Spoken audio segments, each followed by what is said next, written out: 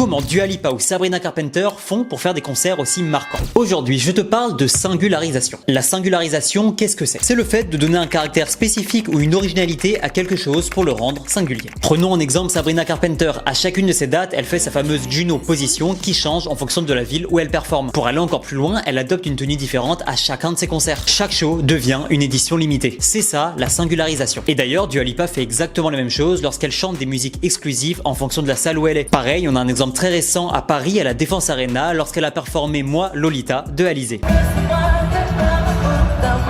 Et là où ce phénomène est encore plus fort, c'est qu'il fidélise. Quand chaque concert est différent, t'as envie d'en voir plusieurs, t'as peur de passer à côté de quelque chose. C'est ce qu'on appelle la FOMO, Fear of Missing Out. J'ai peur de louper la meilleure reprise de Dua Lipa, eh bien c'est simple, je vais aller à ces deux dates. Et d'ailleurs en France, on est aussi très bon là-dedans. Les meilleurs exemples, ça va être par exemple Tiakola, Damso ou encore Orelsan. Eux, ça se fait surtout au niveau des invités, à chacun de leurs concerts, ils ramènent des feats différents. Ça crée un sentiment de rareté, et Tiakola on est l'exemple le plus récent où certains sont allés voir ces deux concerts d'affilée pour être sûr de louper aucun invité. En fait, c'est simple, maintenant tu sais comment créer un concert événement. Et donc oui, il est là le secret qui explique